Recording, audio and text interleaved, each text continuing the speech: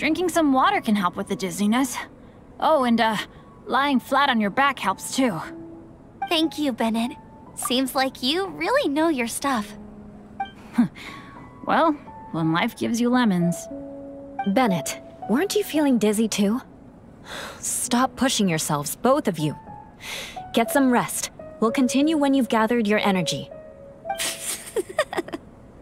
Yula might come off as a little frosty, but she takes caring for her friends super seriously, more than anyone else I know. Every time I see that look on her face, I'm just like, ah, stop staring at me.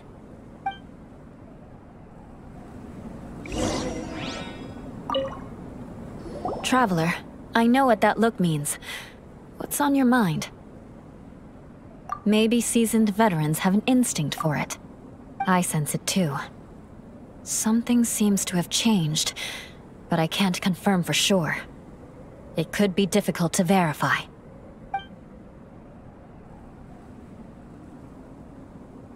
It might be imprudent to speculate out loud, but I believe you know what I am referring to.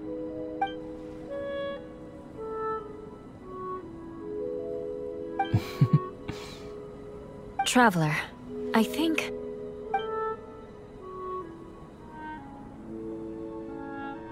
you...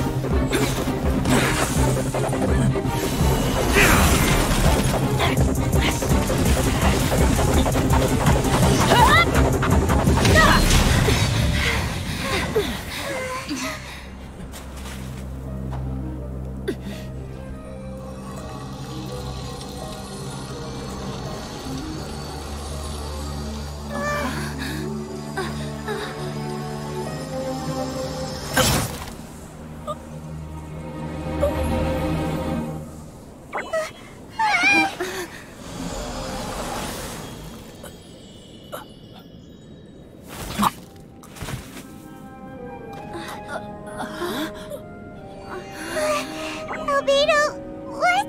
It's not over yet.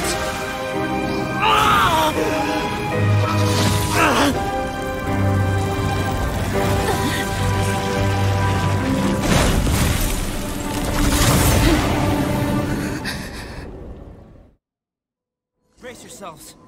This'll be a challenge. Stay back! I'm going to cut this weed down to size!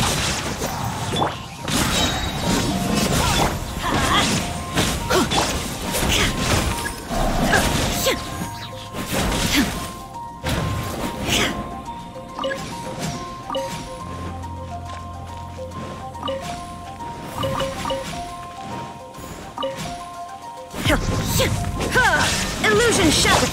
Let's light it up!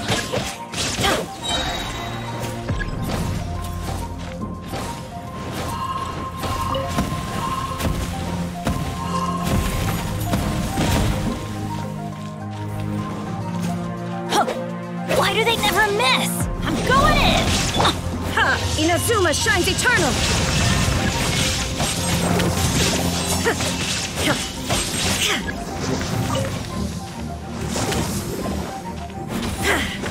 Don't get too close!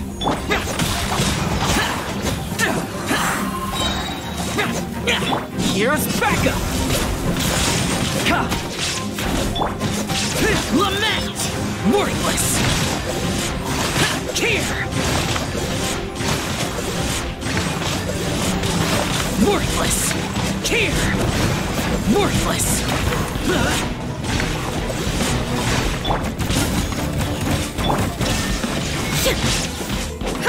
I always bounce back!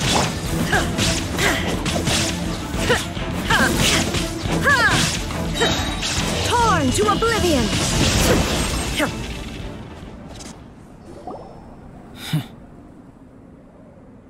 What in the world was that thing? One moment it was human, the next it was Is everyone alright? We're fine. But can you please tell us what's going on? I don't understand. I take it this monster is whom I had the pleasure of meeting last time. Correct. As you might have guessed, this is a mutated Wellflower. An extremely rare kind.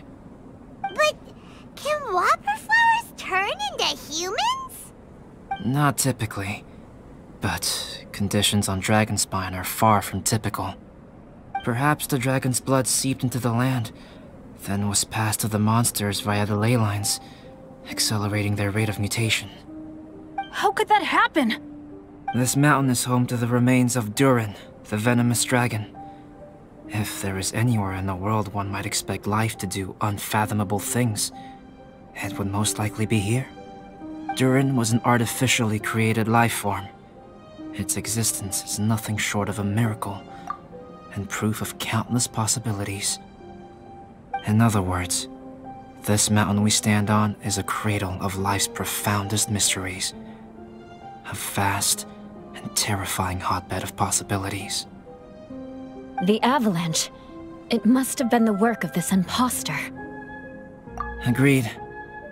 All the other troubles you faced on the way down could also have been its handiwork. My guess is that it was targeting everyone that I've had contact with. Right, I forgot all about that. It's not inconceivable. But what was its purpose? Was it just trying to get rid of us? I have a preliminary hypothesis on this. Wellflowers are masters of mimicry, and those we encounter in the wild often appear in the vicinity of the plants they impersonate. In other words, the Wellflower likely has an instinct to replicate and replace. As a plant, it will disguise itself as another plant and infiltrate the group, hiding among them for cover. The plant being imitated has no way to detect or fight back against this behavior. But when it disguises itself as a human... It wanted to replace you and infiltrate our group? Yes. Maybe it created the avalanche to get rid of us. I predicted this eventuality, so I availed myself of the avalanche to hide and lure it out. It was watching us the whole time, and when it saw that I had disappeared, its instinct was to take my place. At that point, its disguise was complete, and its next move was to hunt its prey. Yes, that's exactly how Wellflowers operate. So when it approached and attacked Joel, what was that? A trial run? Perhaps. Or maybe it enjoyed posing as a human, and wanted to experience what it felt like to be human. We're fortunate to have discovered it in time. I think the Traveler was the first person other than Albedo to notice something was wrong. Traveler, how could you tell the real me and my imposter apart? I want to know too. I had no idea the other guy was an imposter. They looked exactly the same to me. I see. It goes to show how difficult it is to impersonate a human. This mutant Wellflower tried its best to replicate the original exactly, but still managed to miss some details. Unbelievable. To think that Dragonspine creates such terrifying possibilities.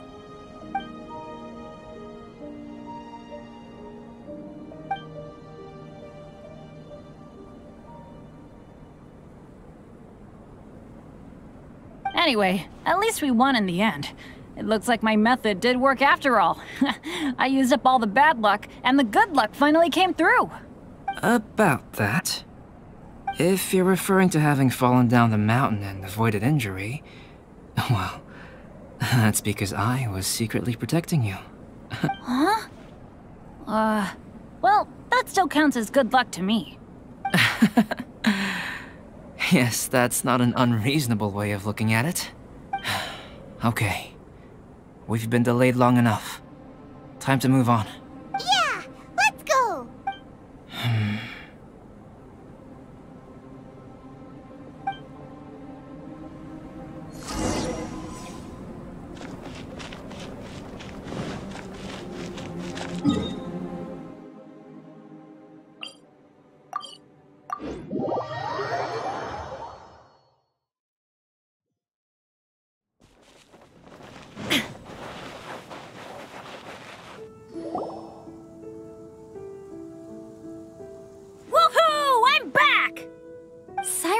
doesn't seem to be here. He must have headed up the mountain.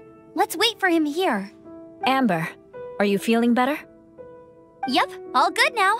Nothing to worry about. I don't know what I'd do without you guys. If not for you, I'd probably still be locked up in that cage. I really want to thank you all properly, but I can't think how at the moment. Huh?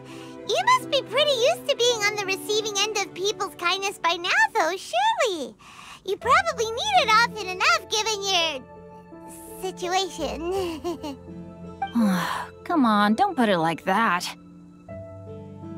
Sure, plenty of people have shown me kindness before, but that doesn't mean I will ever take it for granted. No matter how many times people help me out in life, I will never forget any of them. Well, instead of repaying those who helped you, perhaps you could help others yourself. Everyone meets others in need from time to time. By choosing to be there for them, you're passing the kindness you received onto others. Yup, you're right.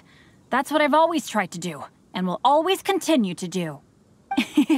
Right. And when Cyrus gets back, I'll find some way to help him out too. This has been quite an eventful day. Yeah, it has. It's really hit me how tired I am now that I've started to relax. I need to rest. Everyone, please excuse me for a while. Yeah, I need to get some water and maybe a piece of fruit. Once I'm rested up, I need to get back to being an instructor again. Well, it looks like the curse of the mountaineers who couldn't get off the mountain is finally broken. Feels like an action-packed chapter has come to a close. Shall we find somewhere to rest and chat too? Why not? Then please, come with me. You sensed something too, didn't you? Then let's go. Huh? Are you going back to your camp again? Paimon thought maybe we could talk here. Okay. Might as well come with you. Good. Shall we set off right away?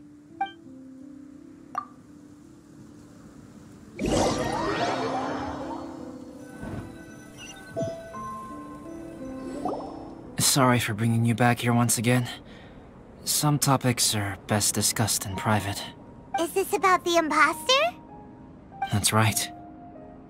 I have to say, Traveler, I'm very surprised you noticed the difference between me and the imposter. Yes, this mark. Perhaps it's where it all began. Ooh, sounds like the beginning of a big story. Keep going. Well, I can't deny that what I'm about to say does sound like something from a children's storybook. So, what do you think this diamond-shaped mark means? A tattoo? A crest? Something else? No. Consider it a birthmark.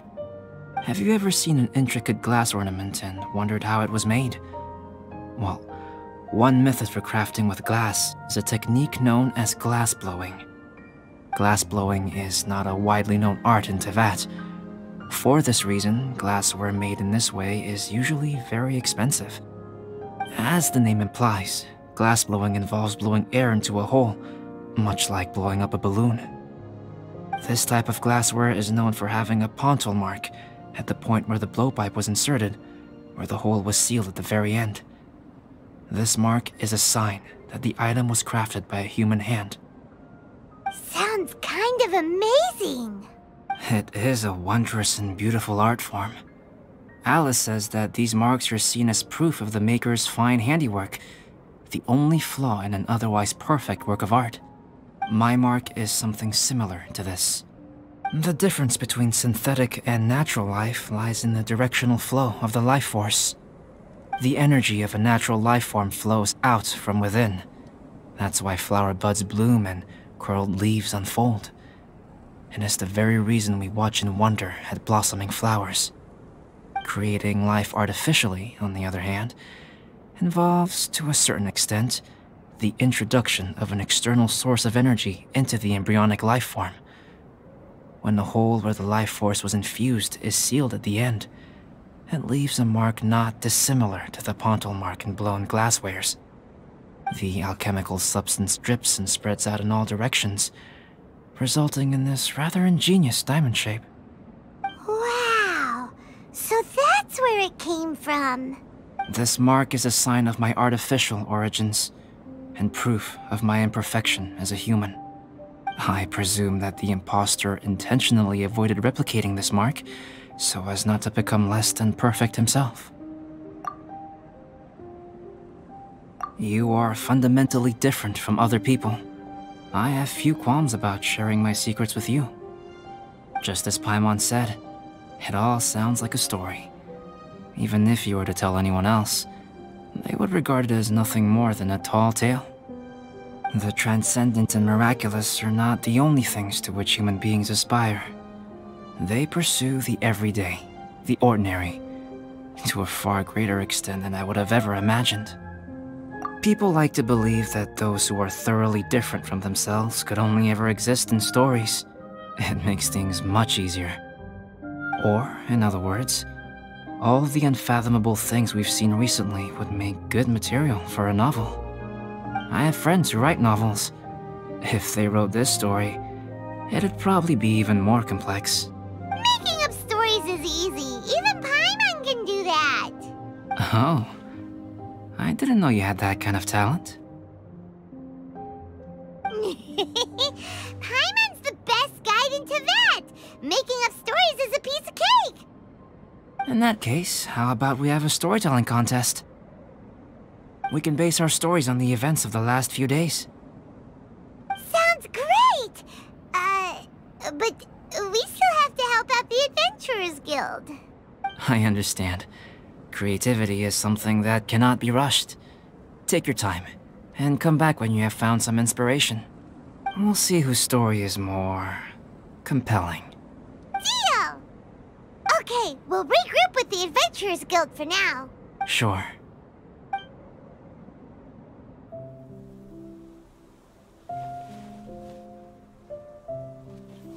My story. Yes, I should have known. Master's failed specimen in the dragon's belly. This is where the story truly begins.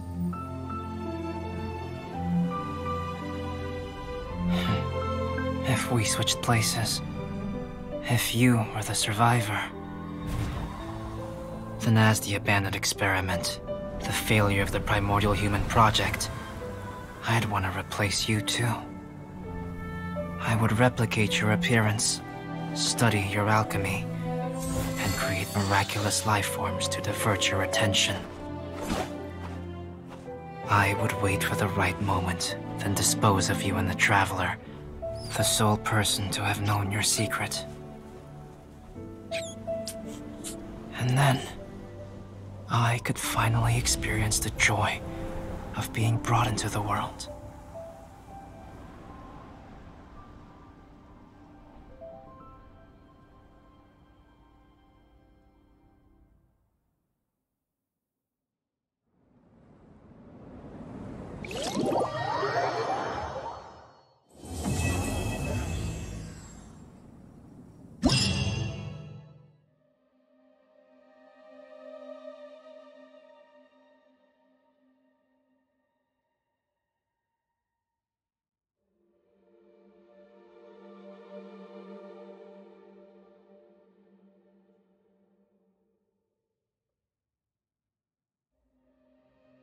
The situation here seems trickier than I thought.